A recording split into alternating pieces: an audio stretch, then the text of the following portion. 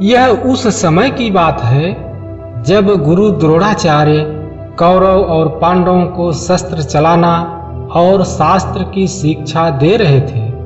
जब कौरव और पांडव शस्त्र चलाने में निपुण हो गए, तब गुरु द्रोणाचार्य ने शास्त्र की ओर कदम बढ़ाया और उन्होंने कहा, मैं एक ऐसा प्रश्न पूछने जा रहा हूं जिसका उत्तर आपको देना है। उनके प्रश्न सुनकर सभी छात्र हैरान हो गए कि यह कैसा प्रश्न है। वीडियो में अंत तक बने रहें, क्योंकि इस प्रश्न का उत्तर सभी ने अपने अपने ढंग से दिया है। आपको बताना है कौन सा उत्तर सही है और कैसे।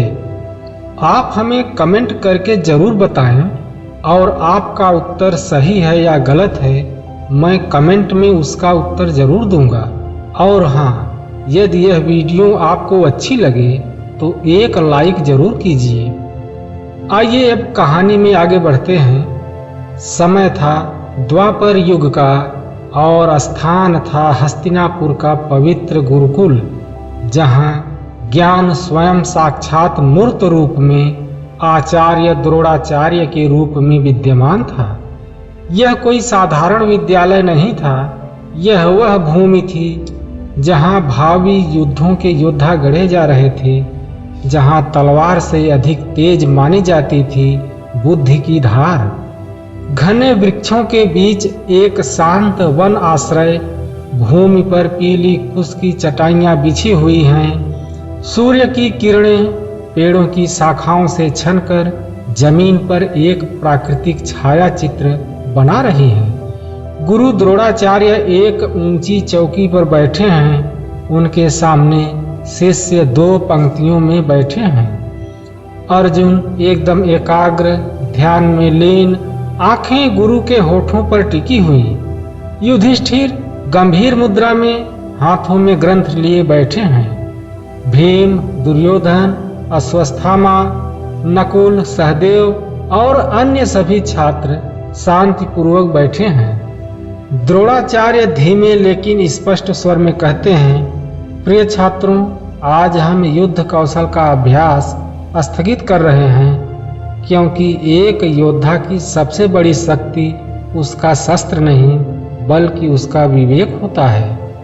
आज मैं तुम्हें वह विद्या देने जा रहा हूँ जो न युद्ध भूमि में सिखाई जाती है न राजमहल में, बल्कि स्वयं जीवन की परीक्षा में सीखनी होती है। सभी शिष्य चौंक जाते हैं। अर्जुन का सिर उठता है, युधिष्ठिर मुस्कुराते हैं और दुर्योधन धीमे स्वर में पूछता है, अब कौन सी परीक्षा?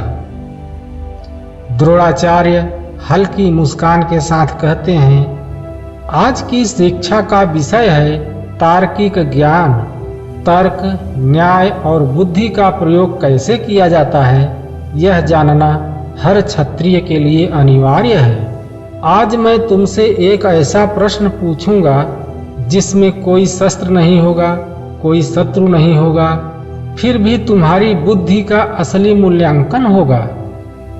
सभी शिष्य उत्सुकता से एक दूसरे की ओर देखने लगते हैं। आचार्य ने आज युद्ध नहीं, न्याय का पाठ पढ़ाने का संकल्प लिया था, पर यह पाठ केवल ग्रंथों से नहीं, एक सरल प्रश्न के माध्यम से आने वाला था, जो उस दिन केवल शिष्यों के उत्तर नहीं बल्कि उनके चरित्र को भी उजागर करने वाला था।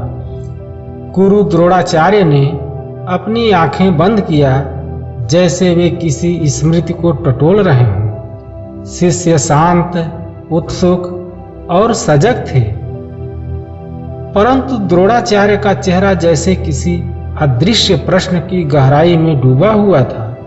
अचानक द्रोणाचार्य ने आंखें खोली। उनकी दृष्टि में चमक थी, पर चेहरे पर गंभीरता। शिष्यों की ओर देखते हुए उन्होंने धीमे गंभीर स्वर में कहा, शिष्यों, तुम सबने धनुष चलाना सीख लिया, पर आज मैं एक ऐसा प्रश्न पूछना चाहता हूँ जो धनुष बाण से नहीं बुद्धि से हल होगा।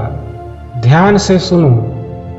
कुछ समय पहले की बात है, मैं बालकों को शिक्षा दे रहा था बालक सरल थे परंतु बुद्धिमान। उनमें से 3 बालक एक दिन दोपहर को भोजन के लिए एकत्र हुए। पहला बालक 2 रोटियां लाया था, दूसरा बालक 3 रोटियां लाया था और तीसरा बालक कुछ भी नहीं लाया था। फिर भी वे दोनों बोले, कोई बात नहीं मित्र, हम तीनों मिलकर यह 5 रोटियां साझा कर लेते हैं। और उन्होंने किया भी यही। तीनों ने मिल बांटकर भोजन किया। भोजन करने के बाद वह तीसरा बालक खड़ा हुआ जो कुछ नहीं लाया था। उसने अपनी थैली से 10 स्वर्ण मुद्राएं निकाली और उन्हें देते हुए बोला, भोजन कराने के लिए मैं आपका आभारी हूँ। ये 10 स्वर्ण मुद्राएं आप दोनों आपस में बांट लीजिए। द्रोणाचार्य कठोर दृष्टि से शिष्यों की ओर देखते हुए कहा, अब बताओ, उन दोनों बालकों में से किसे कितनी स्वर्ण मुद्राएं मिलनी चाहिए? और हाँ, ध्यान रहे, यह केवल स्वर्ण मुद्राओं का बंटवारा नहीं है, यह आपके न्याय की भी परीक्षा है। और मैं देखना चाहता हूँ कि आप कितना न्याय कर पाते हैं। भीम कंधे उचकाकर हंसते हुए कहता है, बस इतनी सी बात गुरुजी, 5-5 बांट लीजिए। युद्ध के बाद भी तो यही होता है, जितना लूट मिले बांट लो। दुर्योधन भी तेज स्वर में और आत्मविश्वास से कहता है, मैं भी यही कहूँगा गुरुदेव। 5 रोटियां थी, 10 सिक्के हैं, बराबर बराबर हिस्सेदारी होनी चाहिए। नकुल ने कहा, गुरुदेव, जिसने ज्यादा रोटियां दी उसका त्याग ज्यादा था, इसलिए जो बालक 3 रोटियां लाया था उसे 6 स्वर्ण मुद्राएं मिलनी चाहिए और जो बालक 2 रोटियां लाया था उसे 4 स्वर्ण मुद्राएं मिलनी चाहिए। अर्जुन और सहदेव ने भी नकुल के उत्तर का समर्थन किया। युधिष्ठिर ने गंभीर और स्पष्ट स्वर में कहा, यह केवल बंटवारा नहीं, यह न्याय का विषय है। अगर न्याय की बात हो तो हमें यह देखना होगा कि किसने कितना योगदान दिया। पूरे गुरुकुल में सन्नाटा छा गया था। गुरुजी का प्रश्न सरल लग रहा था, पर यह सरलता ही असली परीक्षा थी। क्या यह बंटवारा भावनाओं से होगा या तर्क से? क्या युधिष्ठिर दे पाएंगे वह उत्तर जो गुरुजी की कसौटी पर खरा उतरे, या फिर यह प्रश्न उनकी मित्रता, तर्क और न्याय की परीक्षा बन जाएगा?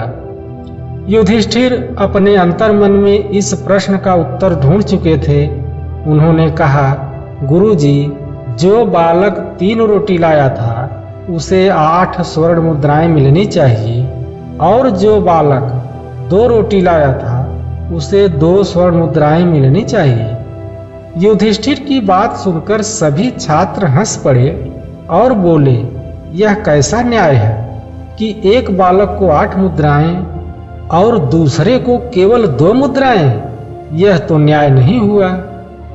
द्रोणाचार्य गर्व से कहते हैं, सत्य, न्याय और तर्क की त्रिवेणी जब मिलती है तब ऐसा उत्तर जन्म लेता है। युधिष्ठिर, तुमने केवल गणना नहीं किया, तुमने न्याय को समझा। यही धर्म का मार्ग है।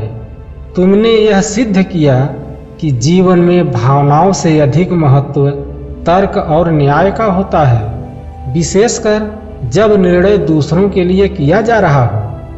इस घटना से केवल युधिष्ठिर की बुद्धि की परख नहीं हुई, बल्कि एक पूरे समाज के लिए यह संदेश था, जब भी न्याय करना हो तो भावना नहीं, तर्क और तथ्य का सहारा लीजिए। और जो दूसरों के लिए अधिक त्याग करता है उसका हक भी अधिक होता है। तो प्रिय दर्शकों, अब आप हमें कमेंट में बताइए, क्या युधिष्ठिर का उत्तर सही था? और यदि हाँ तो कैसे? क्या आप जानते हैं कि महाभारत में ऐसे और कितने अद्भुत प्रसंग हैं जहाँ तर्क, न्याय और धर्म की कसौटी पर नायक और खलनायक की पहचान होती है? अगर आप ऐसी ही गूढ़ और रहस्यमयी कहानियाँ सुनना चाहते हैं तो अभी चैनल अमृतबाणी को सब्सक्राइब कीजिए और घंटी दबाइए, क्योंकि हम ला रहे हैं महाभारत की अनसुनी गाथाएं एक नए दृष्टिकोण से। नमस्कार।